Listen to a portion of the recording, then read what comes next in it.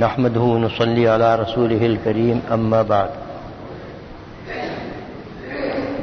فأعوذ بالله من الشيطان الرجيم بسم الله الرحمن الرحيم اقترب للناس حسابهم وهم في غفلة معرضون ما يأتيهم من ذكر من ربهم محدث إلا استمعوه وهم يلعبون. محترم حضرات، گزشتہ جمعرات کو مجھے کچھ دیر ہو گئی تھی، آ تو گیا تھا میں اور کچھ حضرات بھی یہاں پر موجود تھے، ان کے سامنے میں نے کوئی دوسری بات عرض کر دی اور یہ سلسلہ جو میں نے شروع کیا تھا حساب و کتاب والا، قیامت میں حساب و کتاب والا، اسے مؤخر کر دیا تھا. اقترب للناس حسابهم، کہ بہت نزدیک آ لگا ہے لوگوں کے حساب کا وقت. اس کو میں پہلے عرض کر چکا تھا کہ کس قدر نزدیک آ لگا ہے. آدمی جب مر جاتا ہے تو وہ حساب و کتاب کی منزل میں داخل ہو جاتا ہے. موت کا کسی کو پتہ نہیں کہ کب آ جائے، اور دنیا سے جانا یہ بھی سب کے نزدیک یقینی اور لازمی ہے. اس لیے کچھ نہیں کہا جا سکتا کہ ہم لوگ کب حساب و کتاب کی منزل میں داخل ہو جائیں، یعنی مر جائیں.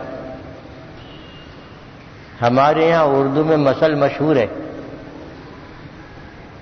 کہ ایک تو گاہک کے وقت کا علم نہیں اور دوسرے موت کا علم نہیں.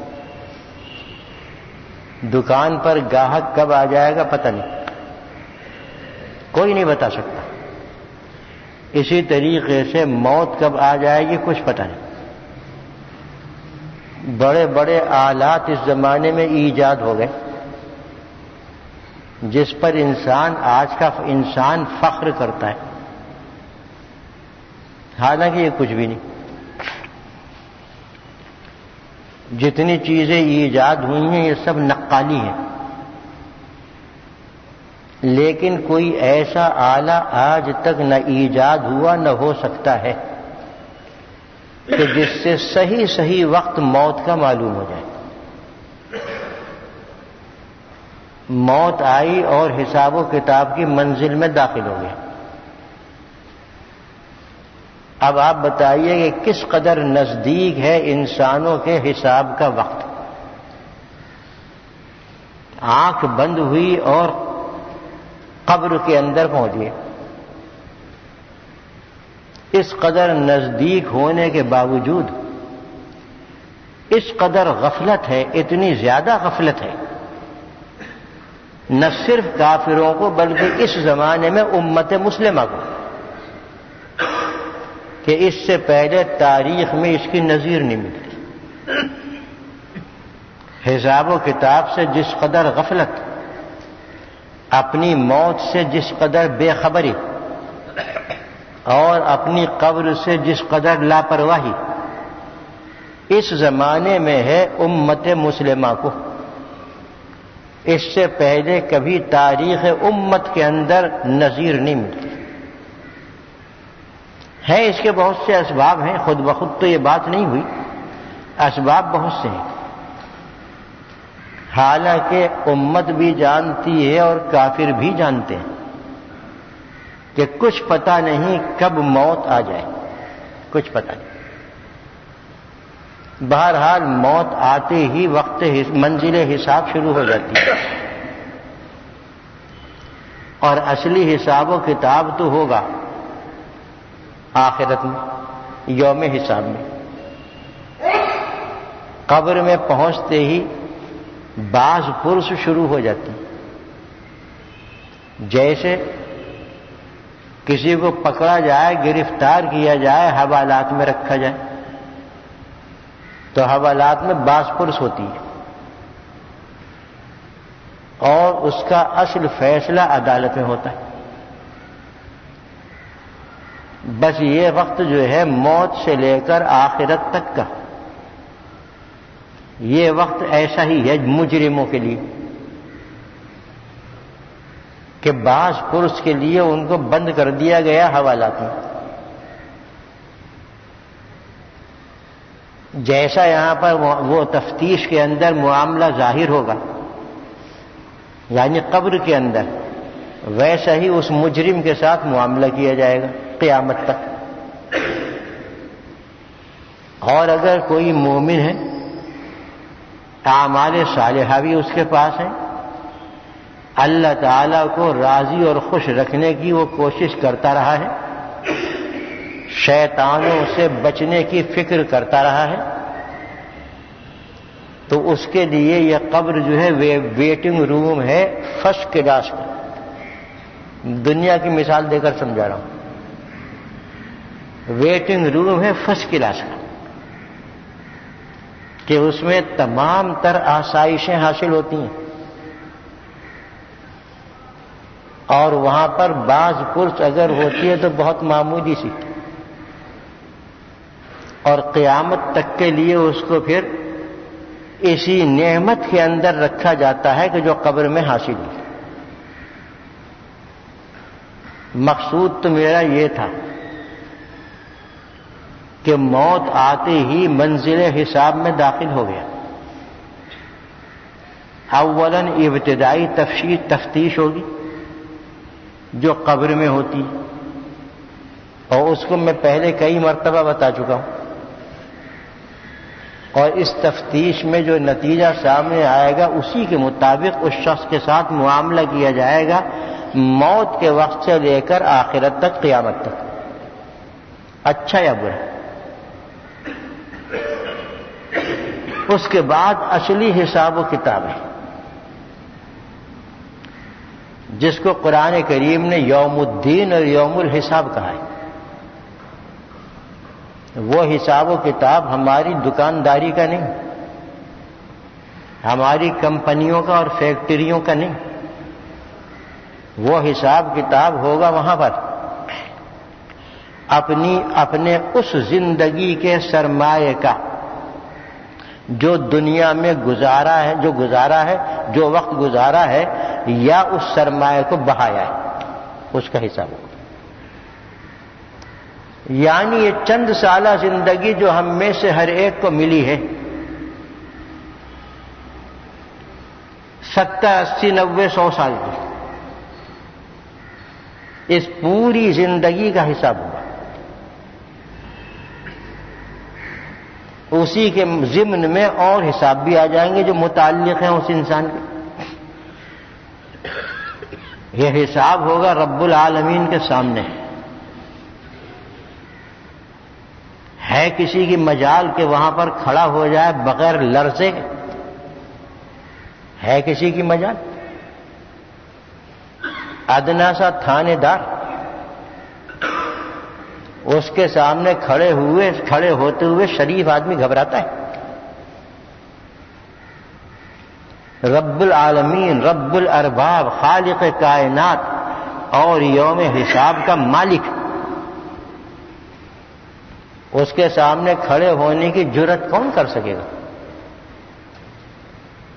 جب کھڑے ہونے کی جرأت نہ ہوگی تو پھر حساب و کتاب کے وقت اس کا کیا حال ہوگا؟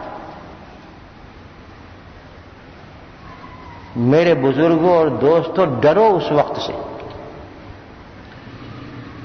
جس وقت ہم میں سے ہر ایک کو یہ معاملہ پیش آنے والا ہے. نہ اس میں مرد مستثنی ہیں نہ عورتیں. یوم حساب میں تو سبھی حاضر ہوں گے، بچے بھی، بوڑھے بھی، جوان بھی، ادھیڑ بھی، عورتیں بھی، مرد بھی، مومن بھی، کافر بھی، نیک آدمی بھی، بد آدمی بھی. ایک بھی اس حساب سے مستثنی نہیں ہوگا. صرف حضرات انبیاء کرام مستثنی ہوں گے.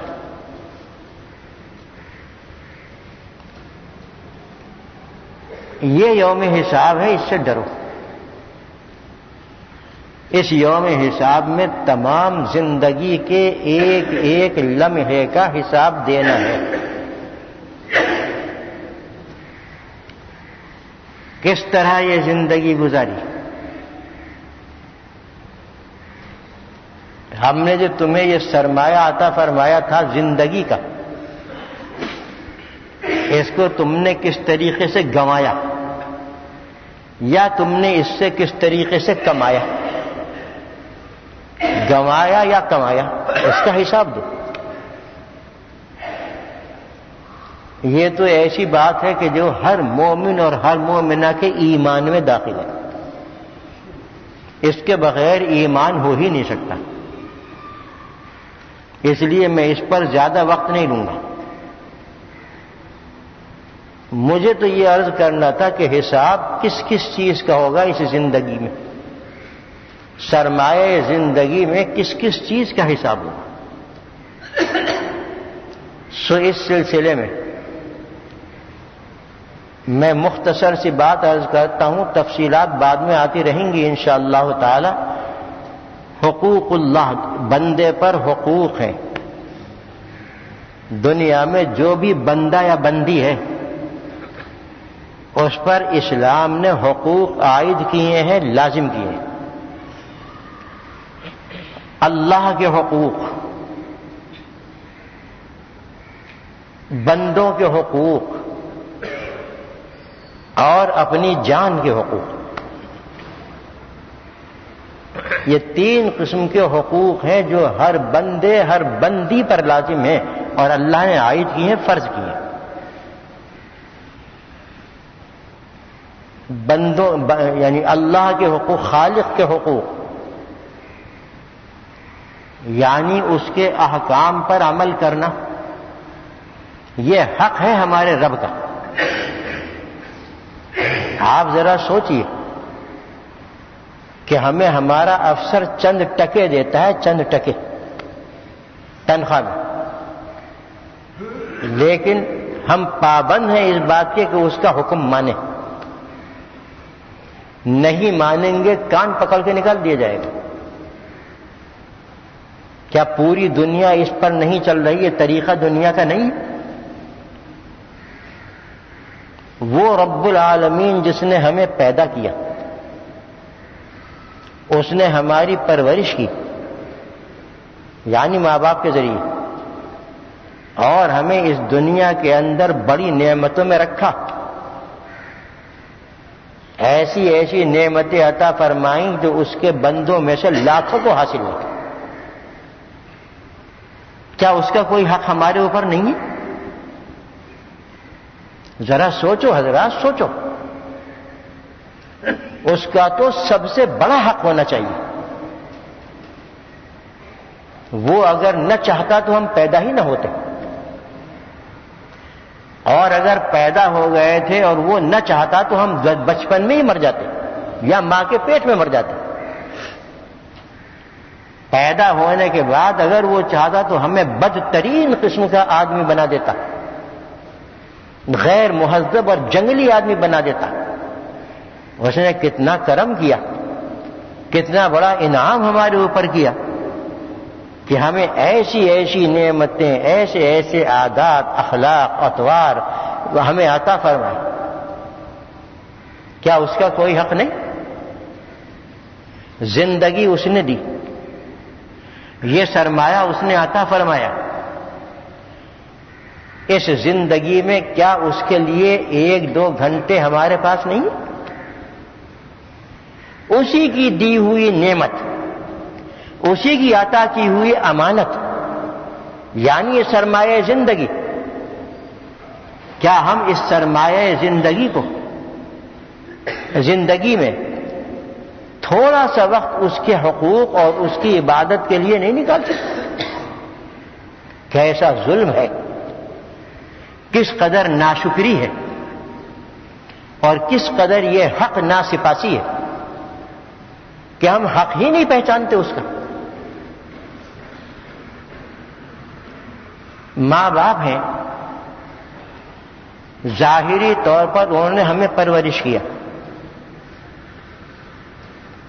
بہت سی مصیبتوں سے، بیماریوں سے، سردی سے، گرمی سے، بھوک سے، پیاس سے انہوں نے ہمیں اس دنیا میں بچایا، ہماری ضروریات کو انہوں نے پورا کیا۔ ہم میں سے ہر مومن اور ہر مومنہ جانتے ہیں کہ ماں باپ کا حق ہے اور بہت بڑا حق ہے۔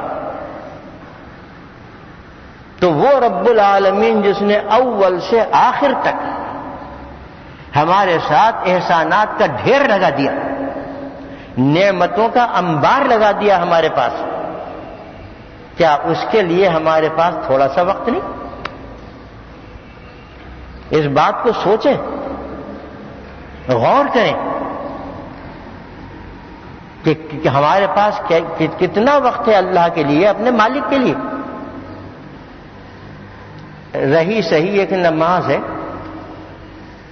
جس کی اہمیت اور جس کی عظمت ہر مومن جانتا ہے۔ ذرا دیکھ لیجئے اپنے معاشرے کا سروے کر کے کہ کتنے ہیں اس کے اندر پانچوں وقت کے پکے نمازی اور کتنے ہیں گنڈے دار نمازی، اور ایک کثیر تعداد ملے گی کہ جو نماز سے بالکل بے پرواہ، بالکل غافل، حتیٰ کہ نہ جمعے کی نماز پڑھیں نہ عیدین کی نماز پڑھیں۔ کیوں صاحب؟ یہ شکر گزاری ہے اپنے رب کی۔ ایک صاحب تو ان کی وفات ہو گئی، اللہ تعالیٰ ان کی مغفرت فرمائے۔ ان کی عمر اس وقت ہوگی تقریباً 15-20 سال۔ ان کے چچا نے میرے سامنے کہا کہ بھائی چل نماز پڑھ۔ کہنے لگے کہ میں نماز نہیں پڑھوں گا، یا پڑھوں گا عید کی نماز یا پھر لوگ پڑھیں گے میرے جنازے کی نماز، بس میں نہیں جانتا اس کے علاوہ نماز۔ مسلمان تھے، اور موجودہ جہالت کے اندر جو یورپ سے ہمارے اوپر مسلط کی گئی ہے اس کے اندر بالکل مشہور اور منہمک تھے۔ علم کے جھوٹے علم کے نام پر یہ جہالت جو ہمارے ذہنوں پر مسلط کر دی ہے اہل یورپ نے، اس کے وہ بڑے دل دادا تھے، فریفتہ تھے۔ نماز کے بارے میں یہ فرما رہے ہیں میں پڑھوں گا تو عید کی نماز پڑھوں گا یا لوگ پھر میرے جنازے کی نماز پڑھیں گے۔ اللہ تعالیٰ ان کی مغفرت فرمائے۔ بہرحال یہ کیفیت ہے اس معاشرے کی کہ کثیر ترین تعداد اس معاشرے کی کہ جو حضور اکرم صلی اللہ علیہ وسلم کا امتی کہلاتا ہے، وہ ہے کہ جو نماز سے بالکل بے پرواہ، بالکل غافل، جو جتنا اونچا ہو گیا آج کی جنگلی تہذیب میں اتنا ہی وہ نماز سے غافل ہوتا چلا گیا۔ کیوں صاحب؟ ذرا غور کرو، کیا یہ اپنے رب کی شکر گزاری ہے؟ میں نے شاید آپ سے بھی کہا تھا، پوچھا تھا کبھی، اور آج پھر، اور میں اکثر پوچھتا رہتا ہوں ان حضرات سے کہ جو ایمان والے ہیں اور وہ بیٹھتے ہیں درس میں، مجلس میں، کہ بھائیوں مجھے ایک بات کا جواب دے دو کہ ہم امت ہیں حضور اکرم صلی اللہ علیہ وسلم کی بلا شک و شبہ، آپ کے نام پر ہم دنیا میں جیتے ہیں، آپ کے وسیلے اور آپ کے طفیل سے ہمیں تھوڑی بہت عزت ملی ہوئی ہے،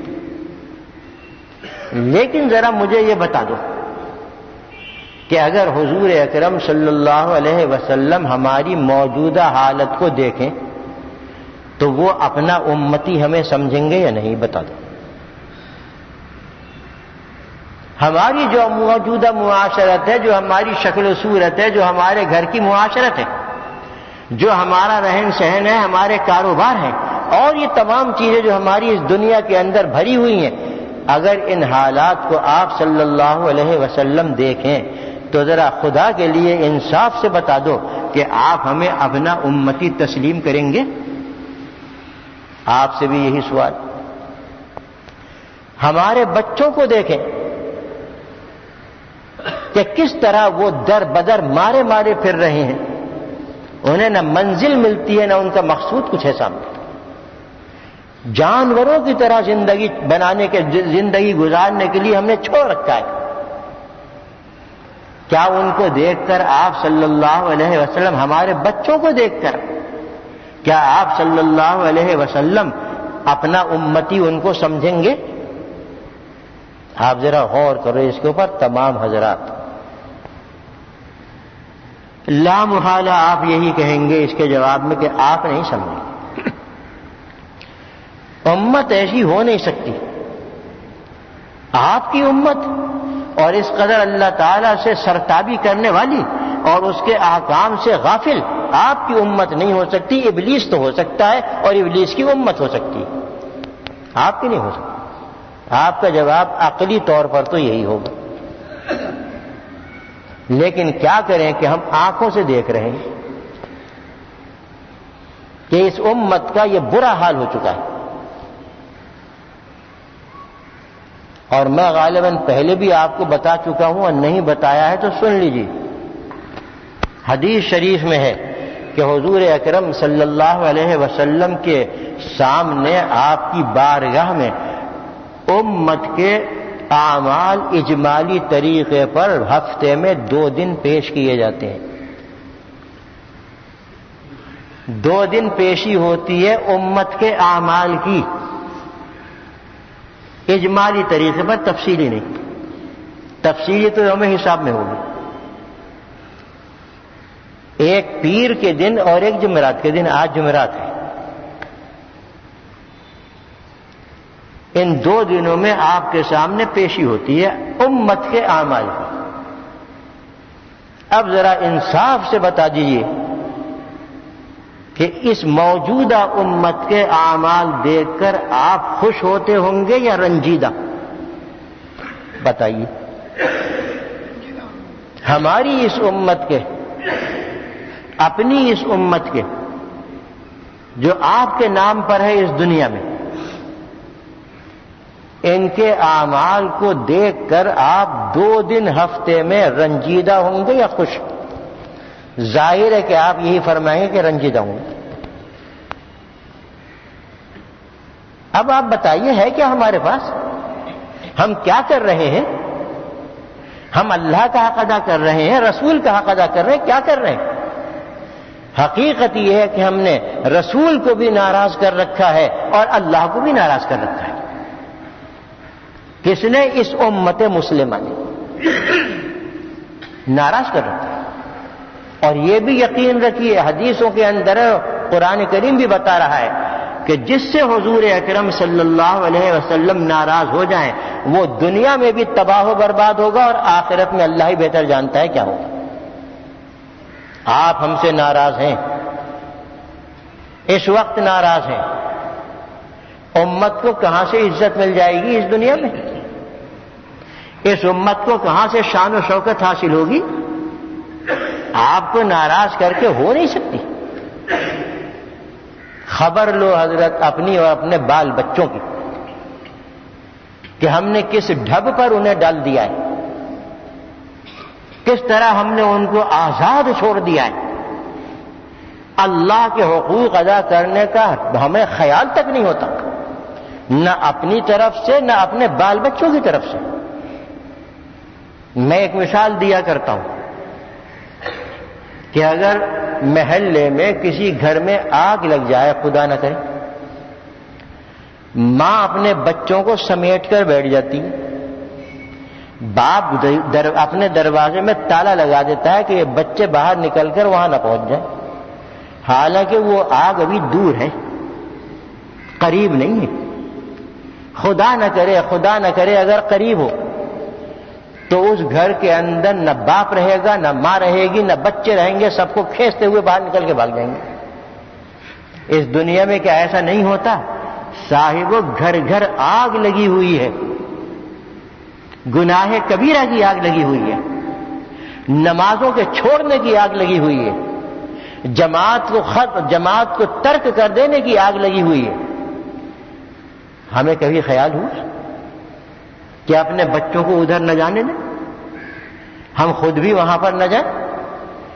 اور اگر خدا نہ کرے ہمارے گھر میں یہ آگ آ جائے تو ہم اپنے بچوں کی اور اپنی جان کی حفاظت اور ان کے تحفظ کا انتظام نہ کریں؟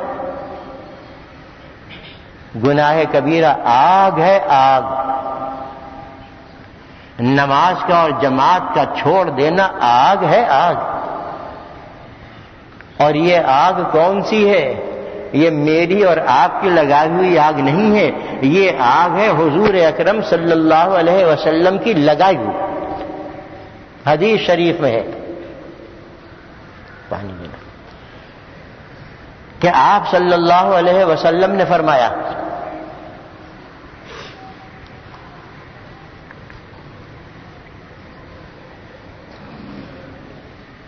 جماعت کے سلسلے میں کہ میں نے یہ ارادہ کیا کہ میں اپنی جگہ کسی کو جماعت نماز پڑھانے کے لیے کھڑا کر دوں، پھر میں مسلمانوں کی بستی میں یعنی مدینہ منورہ میں نکلوں اور یہ دیکھوں کہ کون کون سے مرد نماز میں نہیں جا رہے، جماعت میں شریک نہیں ہو رہے۔ جس گھر میں مجھے ایسے مرد مل جائیں کہ جو نماز میں جماعت میں بغیر کسی عذر کے شریک نہیں ہوئے، تو میرا دل چاہتا ہے کہ میں اس گھر کو آگ لگا دوں، جماعت میں شریک نہ ہونے والے کے گھر کو آگ لگا دوں۔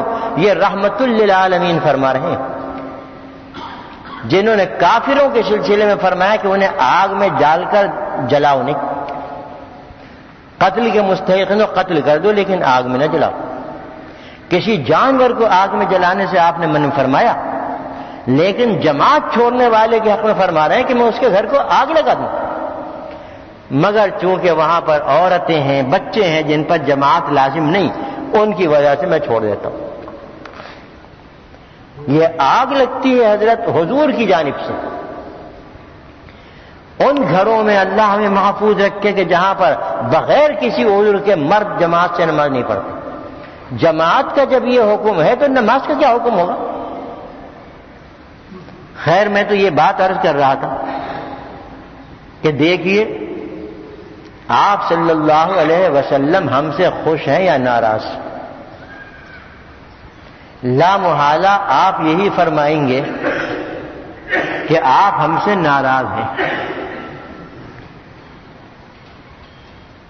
اب آپ کو راضی کرنے کی فکر کیجئے، اس لیے کہ آپ صلی اللہ علیہ وسلم کا بھی حق ہے ہر امتی پر، جو ابھی میں انشاءاللہ بعد میں حقوق کی تفصیل جہاں پر آئے گی کہ حقوق اپنی جان کے کیا حقوق ہیں، اللہ کے کیا حقوق ہیں اور بندوں کے کیا حقوق ہیں، ان کے اندر کچھ تھوڑی سی عرض کر دوں گا۔ حضور علیہ الصلوۃ والسلام کے بھی حقوق ہیں اور ہر امتی پر ہیں، چاہے وہ مرد ہو یا عورت، بچہ ہو یا بوڑھا، نوجوان ہو یا وہ ادھیڑ، ہر امتی پر ہے۔ اور آپ کے حق اللہ کے حقوق کے بعد سب سے بڑا آپ کا حق ہے۔ ماں باپ کا بھی اتنا بڑا حق نہیں جتنا آپ صلی اللہ علیہ وسلم کا حق ہے۔ تو ذرا سوچئے تو صحیح کہ ہم کس طرح زندگی گزار رہے ہیں، ہمارا کیا حشر ہوگا؟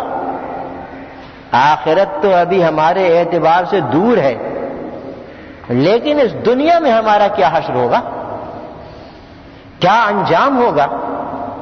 غور کیا آپ نے کبھی؟ اللہ اور اس کے رسول کو ناراض کر کے یہ امت دنیا میں فلاح نہیں پا سکتی، پست ہوگی، ذلیل ہوگی اور زیادہ زوال اس کے اوپر آئے گا، یہ فلاح نہیں پا سکتی۔ یاد رکھیے کہ ہمارے نزدیک بھی اور اللہ کے نزدیک بھی دشمنوں کے ساتھ معاملہ ہمارا اور ہوتا ہے، دوستوں کے ساتھ اور ہوتا ہے۔ ہم دونوں کو ایک پلے میں نہیں رکھتے، بلکہ دشمنوں کے ساتھ معاملہ دوسرا ہوتا ہے، دوستوں کے ساتھ دوسرا ہوتا ہے۔ ہمارا معاملہ اپنی اولاد کے ساتھ جو ہوتا ہے وہ دوستوں والا معاملہ ہے، اور ہمارا معاملہ دشمنوں کے ساتھ جو ہوتا ہے دشمنوں والا معاملہ ہوتا ہے۔ یہی اللہ تعالی کے دربار میں ہے۔ کہ اس کے دربار میں مسلمانوں کے ساتھ معاملہ اور ہے کیونکہ وہ اس کے دوست ہیں، اور کافروں کے ساتھ معاملہ اور ہے کیونکہ وہ دشمن ہیں، باغی ہیں۔ اگر کافروں کو اس دنیا میں سود خوری سے اور مال حرام سے ترقی ملی ہے تو مسلمانوں کی اس سے ہرگز نہیں ملے گی۔ اگر کافروں کو گناہ آلود زندگی سے عیش و عشرت حاصل ہوا ہے تو مسلمانوں کو ہرگز حاصل نہیں ہوگا۔ اللہ نے ان کو چھوٹ دے رکھی ہے کہ کر لو، جب وقت آئے گا ٹیٹوا دبا دیں گے اور سب کھایا پیا نکلوا لیں گے۔ مسلمانوں کے ساتھ یہ معاملہ نہیں، مسلمانوں کے ساتھ وہ معاملہ ہے کہ جو ماں باپ اپنی اولاد کے ساتھ کرتے ہیں، مارتے بھی ہیں، جھڑکتے بھی ہیں، ڈانٹتے بھی ہیں، پیار بھی کرتے ہیں اور ہر چیز کا خیال رکھتے ہیں۔ ہم یہ سمجھے اپنی الٹی اور اوندھی عقل سے کہ چونکہ وہ دنیا کے اندر ان چیزوں پر عمل کر کے اوپر پہنچ گئے، ہمیں بھی وہی اختیار کرنا چاہیے، کبھی کامیاب نہیں ہوں گے۔ میری نظر میں آج اس امت کا سب سے سنگین مسئلہ یورپ کی جانب سے آنے والی یلغار ہے، جس نے ہمارے ذہنوں کو بالکل زہر آلود کر دیا ہے اور اسلام سے، قرآن سے، اللہ سے اور رسول سے باغی بنا دیا۔ یہ ہے سب سے بڑا سنگین مسئلہ اس وقت اس امت کا۔ اسی لیے آپ دیکھتے ہیں کہ میرے ہر بیان میں یہ بات ضرور آ جاتی ہے۔